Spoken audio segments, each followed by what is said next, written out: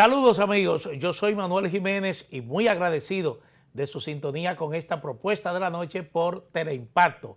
Hoy tenemos a la doctora Abril Arias Taveras, que es presidenta de la Asociación de Profesionales, de la Asociación Dominicana de Profesionales de la Psicología, es presidenta del Colegio Dominicano de Psicólogos en la República Dominicana, pero igualmente terapeuta familiar. Vamos a conversar con ella sobre temas que ocurren en el día a día, muchos de los cuales incluso nos impactan bastante, nos alarman, nos conmueven, nos consternan, porque tienen que ver con la salud mental. Así es que, doctora, como siempre, muy agradecido de tenerla aquí en Propuesta de la Noche. ¿Cómo está? Gracias, Manuel, gracias nueva vez por la invitación y estoy a tus órdenes, sobre todo porque este es un momento muy especial para todos los profesionales de la salud mental, tanto psicólogos como psiquiatras, puesto que nos permite psicoeducar a la población, orientar, llevar informaciones importantes sobre el tema de la salud mental. Sí, bueno, gracias. Mire, inicialmente yo le había planteado en una ocasión que quería comentar con usted cuando estaba conociendo lo que era el Código Penal, quería comentar con usted algo que a mí me llama poderosamente la atención. Tengo la percepción, por ejemplo, que el Código Penal que aprobó el Congreso Nacional y que finalmente fue promulgado por el Poder Ejecutivo, tiene como el objetivo, de alguna manera, incrementar las penas para disuadir la comisión del delito. Y entonces yo quisiera comentar con usted realmente esa relación. ¿Es posible un aumento de penas, como ha ocurrido, por ejemplo, con el Código Penal, que pueda, de alguna manera, por ese incremento de las penas, porque ahora tenemos incluso el cúmulo de pena que puede conllevar una condena hasta de 60 años de cárcel, pero ¿puede eso disuadir la comisión del delito? Mira, lo primero que hay que atender es a la personalidad y a la individualidad y particularidad. Si un ser humano, por la comisión de un hecho delictivo, asume en sí mismo que va a perder su vida, que va a malgastar sus años en la cárcel, porque no le representa, digamos, ningún tipo de beneficio estar dentro de ella, presumiblemente esto le pudiese retraer de cometer algún tipo de delito, pero hay que ver en su conjunto si este delito lo comete en el marco de una patología, en el marco de una psicopatía, si es en el marco de una enfermedad. Si es en el marco de una enfermedad mental, por supuesto que no va a pensar, no va a reflexionar, no va a discernir sobre este tema, si es pena de muerte, si es acumulación de pena o no. Ahora, también hay que ver el sistema penitenciario, porque muchas veces el estar dentro de la cárcel, y te lo digo porque parte de mi ejercicio profesional lo llevo también en sectores, ¿verdad?, muy populosos como Cristo Rey, el Caliche, la Puya de Arroyo Hondo, la Ciénaga, entre otros. Y puedo decirte que muchas veces el que un ciudadano esté preso, esté coactado en su libertad, pues les genera más beneficio aún que estar fuera de la cárcel. Entonces todo va a depender, hay que hacer un estudio, hay que ver el comportamiento de la persona, estudiar y siempre atender a que los sistemas penitenciarios lo que buscan es la rehabilitación del individuo. Por supuesto que hay ilícitos penales, hay crímenes que van a requerir que este individuo no vuelva a salir nunca más. Pero todo va a depender, como te comento, de la personalidad y de la reflexión que pueda hacer el individuo. Sin embargo, el factor número uno para que no existan cárceles es la educación. A más educación, menores cárceles. Entonces, Si nosotros vemos, por ejemplo, esos países desarrollados, a veces esas cárceles tienen que convertirla en otro tipo de centros y destinarla a otros temas porque no hay individuos que necesiten un apremio corporal. De manera que todo esto hay que partir de un análisis profundo, pero en síntesis hay que invertir más en la educación, como decía San Juan Bosco, para tener menos cárceles. Es decir, que usted reduce el impacto que pueda tener el aumento de las penas, es decir, la comisión de delito, mayor cárcel,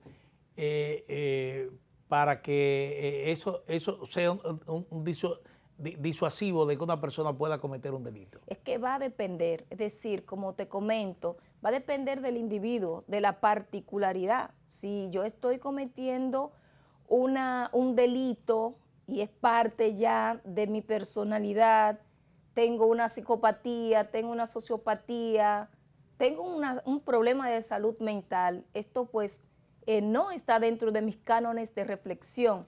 Sin embargo, el individuo que ya tiene modelado, que es una cosa distinta, una conducta delitiva, tiene un comportamiento antisocial, las cárceles muchas veces pues no le van a representar una disminución de que comete ese ilícito penal, porque tú lo puedes apreciar.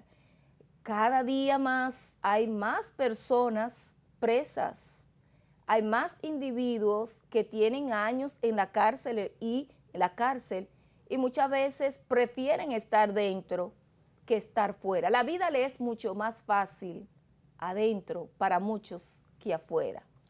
Este es el ejemplo patético de los feminicidios, es decir, las autoridades en los últimos años hay que reconocer que han endurecido su actitud, por ejemplo, frente a personas responsables de violencia de género.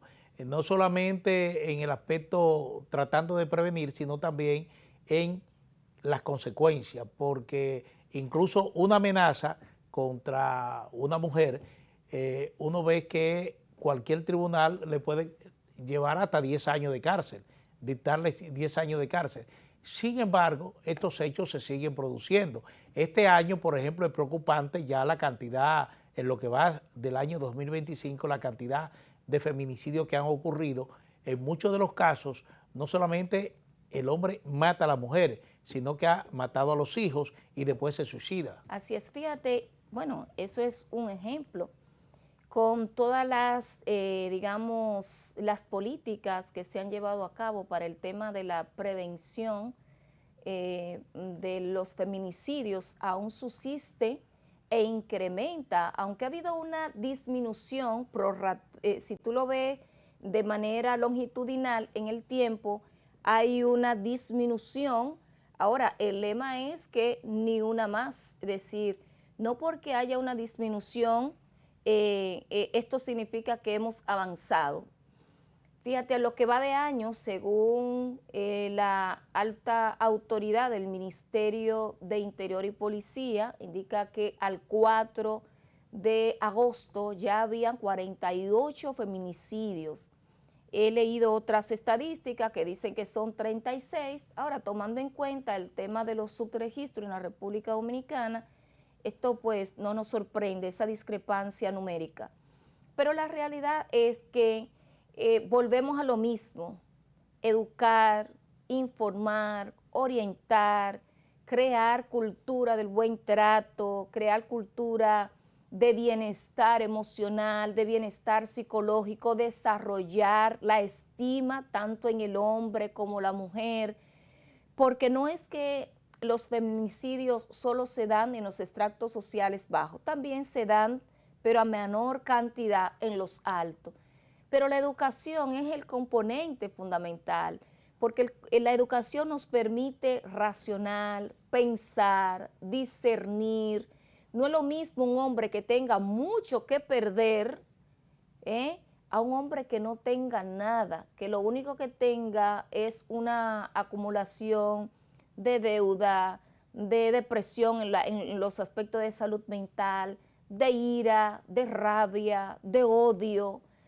¿qué tiene que perder? Sin embargo, cuando tú tomas a este niño desde temprana edad, lo educa tanto en el hogar como en la escuela, sabiendo que lastimosamente hoy día las familias no están educando en los aspectos positivos.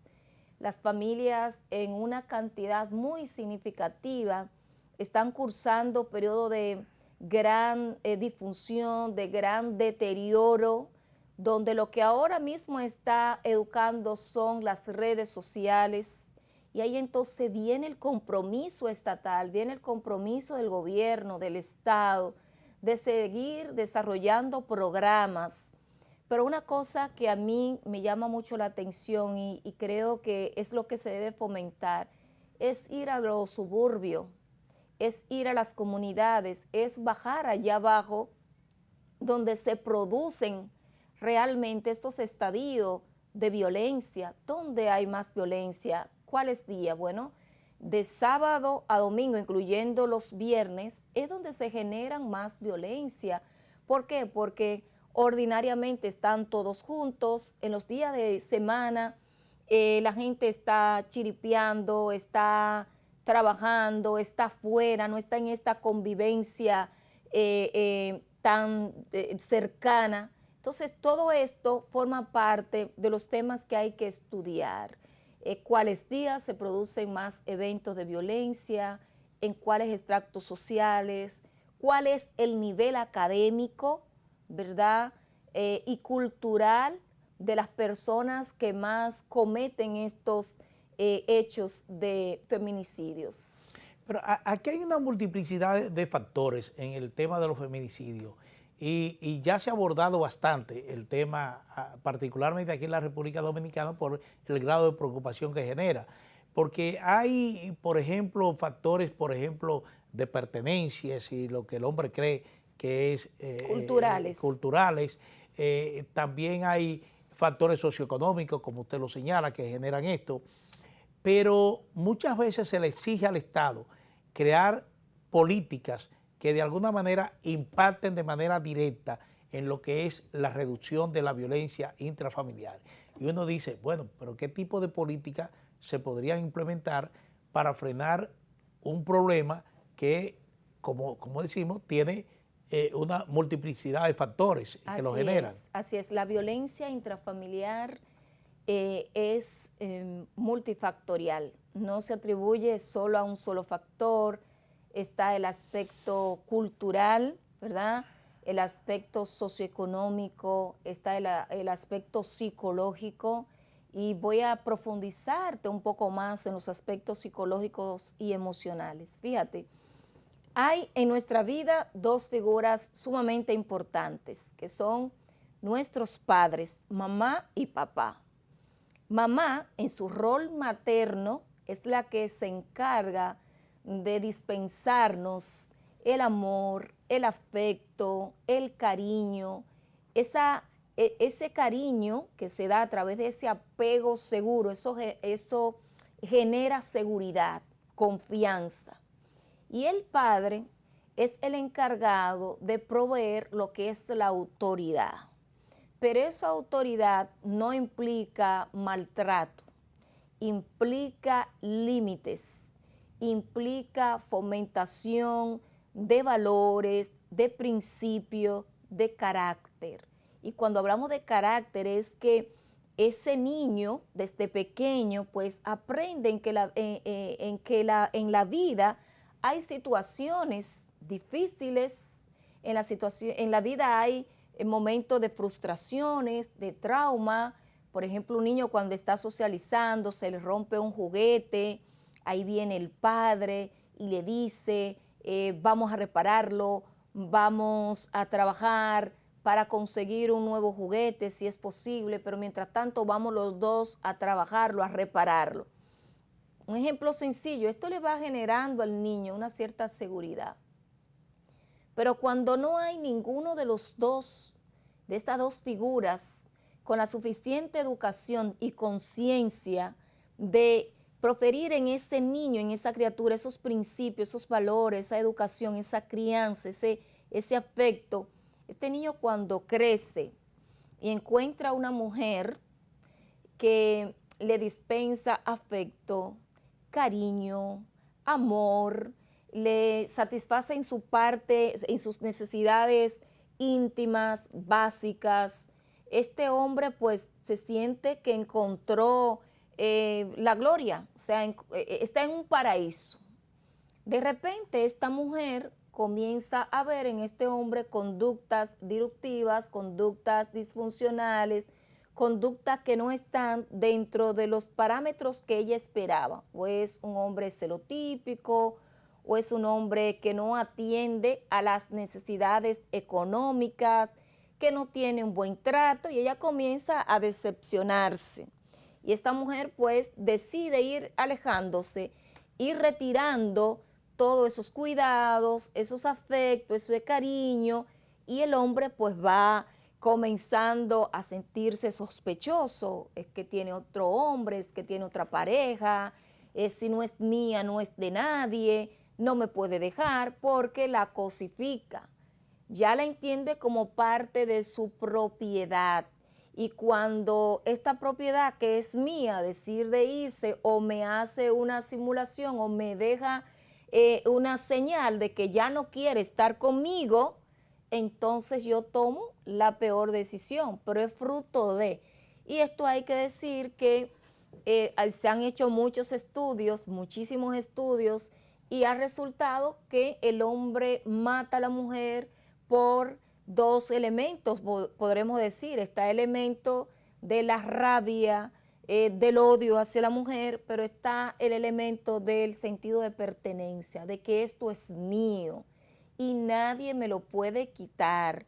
Es la misma violencia que se ejerce cuando un hombre tiene un vehículo, tiene un carro, tiene una cerca, tiene una mata de aguacate, tiene algo propio, y de repente alguien toca ese bien, alguien amenaza ese bien, un carro que por ejemplo te lo chocan, le rayan, le afectan, ese hombre va a salir totalmente enajenado, va a perder la razón, porque ese es su juguetico, ese juguetico que no tuvo de niño.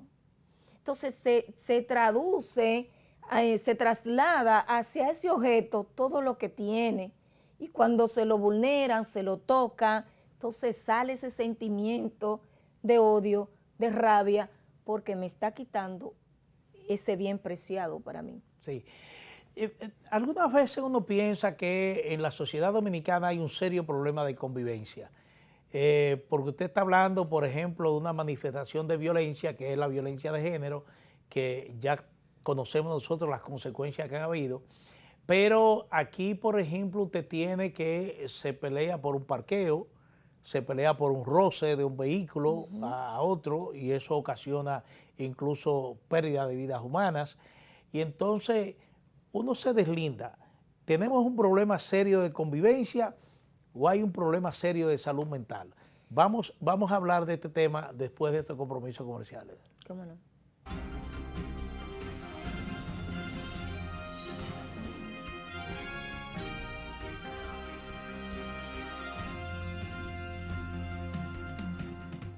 Y ahora, el bateador se prepara con 2 outs.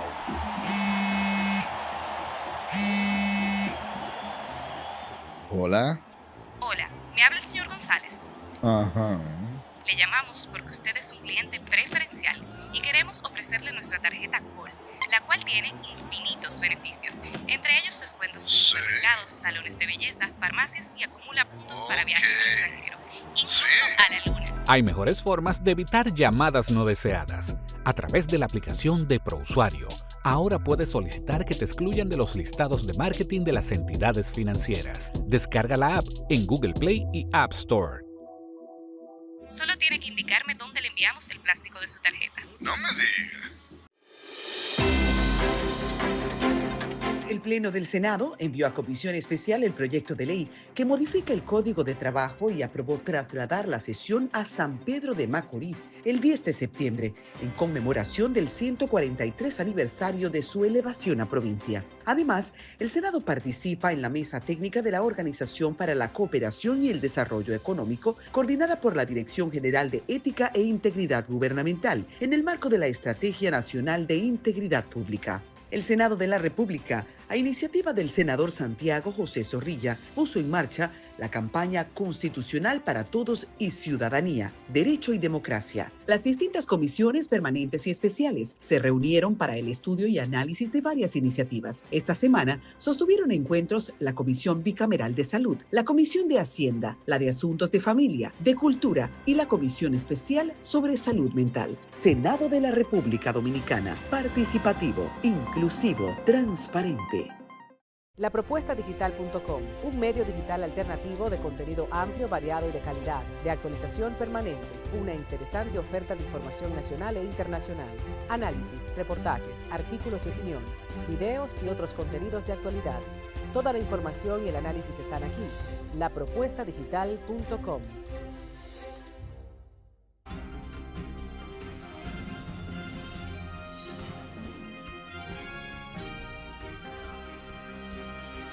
Bueno, seguimos con la doctora Abril Arias Taveras, que es presidenta de la Asociación Dominicana de Profesionales de la Psicología, es presidenta del Colegio Dominicano de Psicólogos y terapeuta familiar. Le preguntaba antes del cambio realmente sobre las manifestaciones de violencia que se dan en la República Dominicana. Entonces concluía preguntándole, ¿tenemos una sociedad violenta, es decir, o realmente aquí hay un serio problema de salud mental? Muy bien. Yo pienso que ambas cosas. Número uno, diferenciar sobre la agresividad y la violencia. La agresividad está asociada a los aspectos de defender y por eso es más característica de los animales, que utilizan, ¿verdad?, la fuerza para defenderse de otros animales. Esa es la agresividad y comporta, digamos, millones de años atrás en el ser humano, mientras que la violencia es de carácter modelado, es aprendido. En la medida en que tenemos padres, maestros, tenemos políticos, autoridades violentas, eso se va modelando en las generaciones, de generación en generación.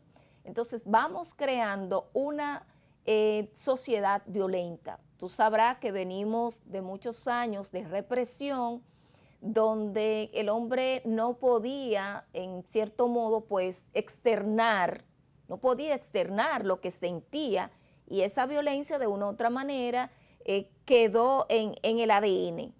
Y hoy por hoy, cuando ya estamos en un sistema democrático donde las personas pueden expresarse más fácilmente, donde se ha perdido la autoridad por muchos elementos de incoherencia, cada vez que tú ves un hecho de corrupción, cada vez que tú ves que se le falla a la sociedad, los individuos que no están del todo muy educados, que no están del todo muy concienciados, pues se dan permisos, se dan libertades, y por eso tú ves que se enfrenta la policía con los jóvenes, con los delincuentes, y se va perdiendo la autoridad y se va aumentando la violencia. Es como un toma y daca. Por otra parte, está el tema real de la salud mental. Sí, estamos cursando un momento de franco deterioro de la salud mental, porque, bueno, antes del COVID, hacia el año 2019, ya teníamos sus registros de que estábamos cursando un 19% de la población que tenía un trastorno de salud mental. Ya todos sabemos que pasado el COVID, esto se ha exacerbado, pero hay elementos que intervienen en la salud mental, en el bienestar de la salud mental, de conformidad, como lo dice la Organización Mundial de la Salud, que es la OMS, que la salud mental es estado de bienestar, donde la persona puede enfrentar el estrés de todos los días, ese estrés que te representa ahora mismo los apagones, ese estrés que te representa el tema de las deudas, los tapones y todo lo que nosotros sabemos que se da en el marco de una sociedad, la inseguridad. Eso exacerba, eso aumenta nuestra inestabilidad emocional. No tenemos esa capacidad para convivir, para tener una relación equilibrada con la familia, con los vecinos, es decir, con la comunidad, en el trabajo, porque en los trabajos también se dan muchos conflictos, más de lo que nosotros pensamos. Entonces esa salud mental se va deteriorando a raíz de todos estos elementos. La nutrición es un factor fundamental en los temas de la salud mental, porque cuando faltan esos neurotransmisores, esas sustancias neuroquímicas, recuerda tú esa frase famosa de que el mal comido no piensa. Sí. Es a eso que se debe, esa conexión de ese órgano ejecutivo que es el cerebro, ¿verdad? Y hoy día ya está científicamente demostrado que tenemos otro segundo cerebro. ¿Y dónde está ese segundo cerebro? Está justamente en nuestro aparato digestivo. Es decir, que cuando tú ves que una gente tiene hambre y le da rabia, se enoja, eso es parte de. Entonces, como tú puedes apreciar, también están esos elementos de violencia sociales que se atribuyen a la falta de proyecto de vida, a la falta de causas, a la falta de un porqué, como decía Friedrich Nietzsche, quien tiene un gran porqué, soporta un gran cómo. Y es por eso que tuve una generación de atrás que se iba a pie a la universidad, que muchas veces comía una sola vez al día y que estudiaba con vela y sacó su licenciatura, sacó sus estudios. Había causa. Ustedes, por ejemplo, que estaban en los movimientos estudiantiles, ¿por qué luchaban?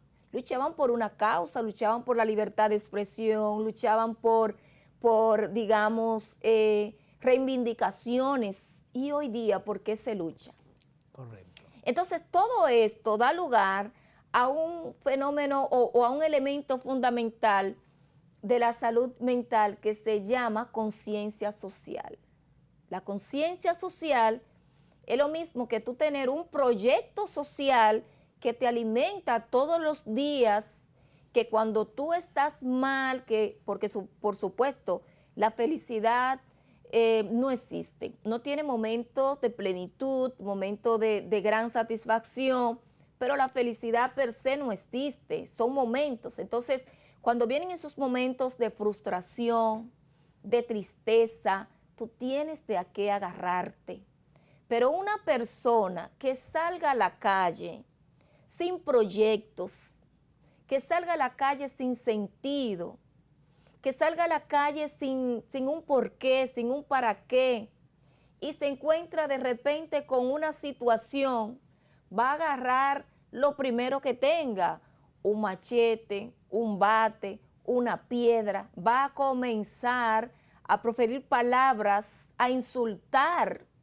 Y el otro que está de aquel lado, que también puede estar cursando situaciones similares, pues simplemente se van a enfrentar. Pero la salud mental es transversal. La salud mental tiene que ver con todo lo que nosotros hacemos porque es salud, es bienestar. Entonces, hay una serie de variables que hay que considerar. Mira, hasta una comunidad que no tenga un parque donde las personas ir a sentarse, a coger fresco, a hablar, a dialogar, a disipar. Sí, Todo eso es parte influye. del ambiente, Eso del es parte. entorno. Entonces tenemos lugares donde no hay ni siquiera un callejón donde tú puedas caminar de manera holgada. Y el calor, y la bulla, y la falta de respeto unos con otros. Entonces todo eso son generadores, todo eso son estresores sociales que afectan la salud mental. Por eso yo insisto mucho en varias, actividades o iniciativas. Vamos a hacer operativos por los barrios, vamos a hacer operativos en la comunidad, vamos a ver cómo están viviendo las personas en la comunidad. Mira, hay un tema fundamental que son los temas de las unidades de atención primaria. Esas unidades de atención primaria que actualmente son casi 2.000 unidades de atención primaria.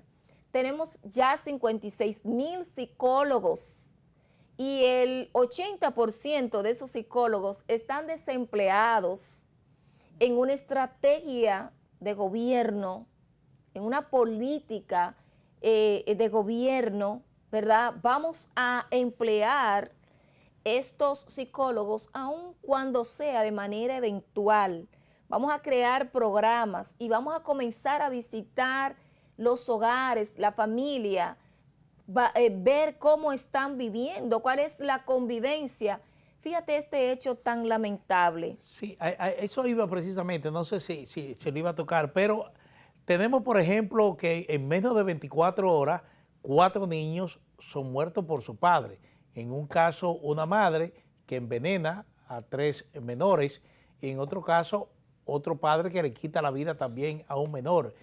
Entonces, casos como este, como que se están repitiendo ya de manera muy periódica aquí en la sociedad dominicana, y eso de una u otra manera consterna mucho a la sociedad. Así es. Entonces, esa parte, ¿cómo enrolarla? Porque uno ve, dice la policía, bueno, ella dejó una nota a la madre que en razones personales, ella se envenena también, que por razones de celo. Sí, bueno, justamente de esto te iba a hablar. Cuando tenemos políticas sociales que están centradas en las necesidades y que permean la parte más, digamos, más vulnerable o más vulnerada, que son los pobres, aquellos que quizás no tienen muchas posibilidades, no tienen muchas facilidades de ir a un centro de salud, porque a veces se dice, bueno, es que tenemos centro de salud y la gente no va, porque precisamente el ciudadano no ha despertado esa conciencia de ir a ese centro de salud, y ahí estamos entonces nosotros. Escúcheme, precisamente lo que la autoridad dice, bueno, se han registrado feminicidios, pero nosotros no teníamos denuncia ni queja de que ahí hubiese algún problema. Y no la van a tener por varias razones. Entonces ahí está, ir a la comunidad, hacer un levantamiento. Yo propugno por trabajadores sociales que vayan a las familias, que hagan un censo, que hagan un levantamiento, que verifiquen cómo está el estado armónico, cómo es la armonía familiar, la convivencia familiar de esa familia. Mire este caso que sucedió en Los Guandules, una niña que llevaba meses siendo maltratada y se presume que ya la niña cuasi estaba muerta cuando llaman al 911. Ya no había más nada que hacer porque ya la niña estaba muerta. Imagínate tú, un trabajador social visitando esa comunidad, responsable de esa comunidad, incluso con un censo. Se gastaría mucho menos recursos con un trabajador social que cense su comunidad, 2 o 3 responsables, y que den voz de alerta a los organismos rectores, que a INAIPI, que a CONANI. Te lo digo en el caso de los niños, pero también está en los casos de las mujeres. Estas mujeres que son maltratadas, un trabajador social, 2 trabajadores sociales, un psicólogo, un médico familiar. Yo pienso que con poco se hace mucho, es porque estamos acostumbrados al tema de poner el candado después que nos robaron. Hay que trabajar por políticas de prevención, que tiene que ver con información, llevar información a la comunidad. Las personas ordinariamente tienen un estigma al tema de la salud mental, no lo quieren visibilizar. Y te lo digo no solamente en los extractos económicos bajos, también en la clase alta. Hay una vergüenza cuando tenemos un niño que no es neurotípico, que es distinto. Entonces, todo esto afecta porque agrava más la situación. Nosotros tuvimos un caso ahora mismo en Naco, si tú lo recuerdas. Este joven tenía 10 años, según se dice, medicándose. Muy probablemente este joven pues descuidó la medicación o sus familiares descuidaron la visita al facultativo, al médico psiquiatra, se descuidó y vino entonces este debut, lo que significa que hoy más que nunca hace falta tener más visitas domiciliarias, más visitas en los hogares, sobre todo en zonas puntuales, en zonas rojas, donde se detectan más los hechos de violencia. Ahí necesitamos profesionales de la salud mental. Sí. Bueno, el tema es que uno escucha, por ejemplo, al gobierno hablar de que sí, llegó el momento de implementar una política de salud mental en la República Dominicana. Y uno dice, bueno, ¿por dónde arrancamos? Porque al margen, creo, los seguros médicos no te cubren lo que es la salud mental. Sí, una consulta a un psiquiatra, a un psicólogo, ya eso no está dentro de lo que te ofrece como protección el seguro médico familiar. Y entonces faltaría como mucho por dónde entrar. Sí. Usted me habla que hay una cantidad realmente alarmante de psicólogos desempleados psicólogos. Y en una sociedad, por ejemplo, que está presentando los cuadros que estamos comentando, uno dice, pero ¿cómo será esto posible? Si realmente, y yo quisiera que hablemos de eso, ¿cómo realmente empezamos a estructurar una política de atención a la salud mental en la República Dominicana? Vámonos con estos compromisos y retornamos en breve.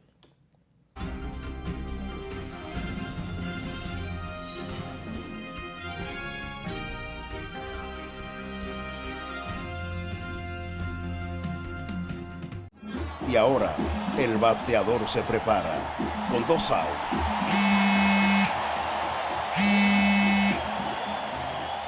Hola. Hola, me habla el señor González. Ajá.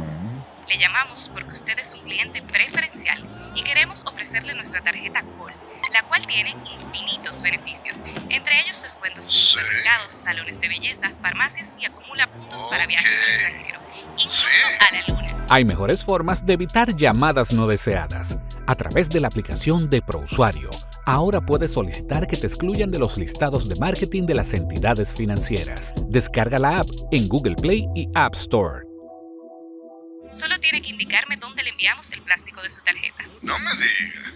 Lapropuestadigital.com, un medio digital alternativo de contenido amplio, variado y de calidad, de actualización permanente, una interesante oferta de información nacional e internacional, análisis, reportajes, artículos de opinión, videos y otros contenidos de actualidad. Toda la información y el análisis están aquí. Lapropuestadigital.com.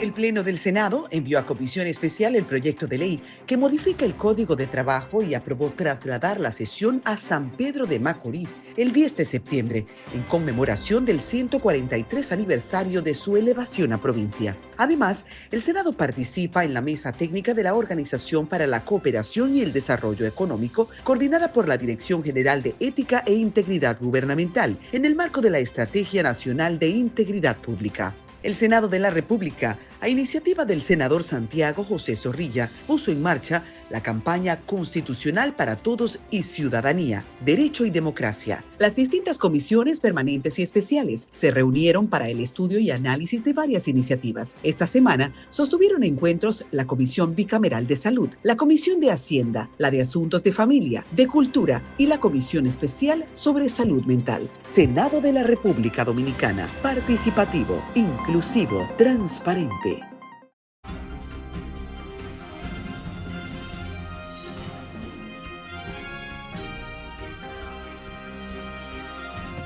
Doctora, le repito, ¿cómo podemos iniciar, crear el marco tanto legal como el marco de asistencia para crear una política de salud mental en la República, de atención a la salud mental en la República Dominicana? Porque empezando que los seguros médicos no te cubren un tratamiento psiquiátrico. Así es. Fíjate, una buena noticia que después de muchos años finalmente ya se llevó al Congreso para su aprobación lo que es la modificación de la ley 12-06, que es la ley de salud mental. Este anteproyecto se había trabajado, la OPS también hizo un trabajo extraordinario y muchas organizaciones trabajamos en ese tema desde hace un tiempo. Finalmente, el ministro Víctor Atala, un gran ministro, un excelente servidor público, pues logra llevar nuevamente, digamos, este anteproyecto de ley a la Cámara del Senado. Y dentro de las cosas que pienso yo que pudiesen también hacerse es justamente asumir el tema de la salud mental como una prioridad nacional. Y como mismo indica ese marco legal, como un derecho humano universal, un derecho humano. ¿Por qué? Porque este derecho humano, que es la salud mental, es transversal a todos los derechos, derecho a la vida, a todos los derechos.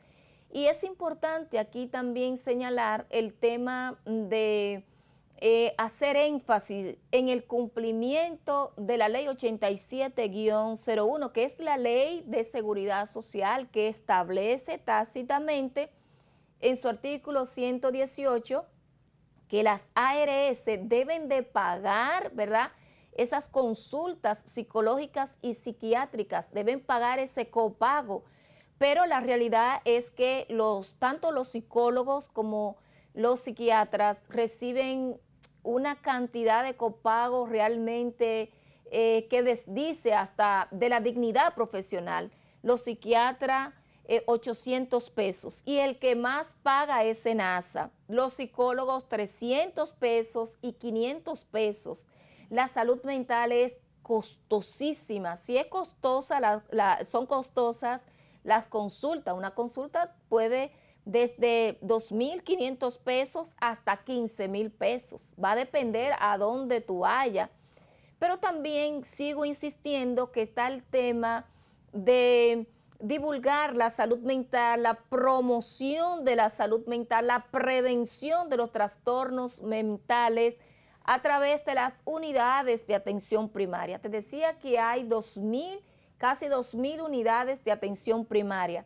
La OPS ha dicho que hacen falta más, se habla de unas 6.000 unidades de atención primaria.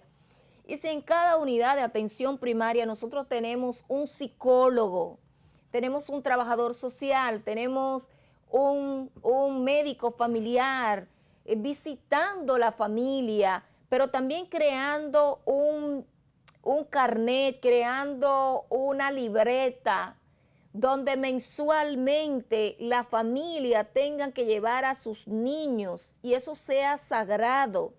Y si no va, incluso a hacerse ayudar de la fuerza pública, hacerse ayudar de la misma policía, para que, ¿por qué usted no fue este mes a llevar su niño? Vamos a ver, un llamado especial. Si eso se da, yo estoy más que segura de que vamos a tener mejores resultados. El tema también de quitar el estigma a los trastornos mentales, psicosociales, cognitivos, e intelectuales. Quitarlo, ¿cómo? Bueno, promoviendo más programas de este tipo, cápsulas sobre salud mental. Y una cosa que también yo pienso que puede aportar mucho es que el gobierno, así como invierte, ¿verdad?, favoreciendo y subsidiando el transporte, el combustible, la energía, pues que también pueda establecer esas compensaciones para los psicólogos, creando la posibilidad de que cada psicólogo pues organice un consultorio en su sector, en su barrio, subsidiado por el gobierno. Y esto sería pues, digamos, maravilloso, porque la comunidad se va a volcar hacia ese profesional o esos profesionales y van a estar más estables. Y al mismo psicólogo se le va a pedir cuenta estadística mensualmente, reporte cuántas familias atendió usted este mes. Si eso se lleva de esta manera, yo estoy convencida de que vamos a disminuir los casos. No te voy a decir erradicar, porque erradicar es un tema, digamos, muy complejo, muy amplio, pero temas como esto que yo he mencionado dan resultados, porque yo que vengo de un trabajo social, yo fui directora del centro local Niños Chiriperos con Don Bosco, trabajé los temas de trabajo infantil, prevención del consumo de sustancias psicoactivas. Yo te puedo decir que ese trabajo da resultado, te lo puedo decir, te lo puedo asegurar.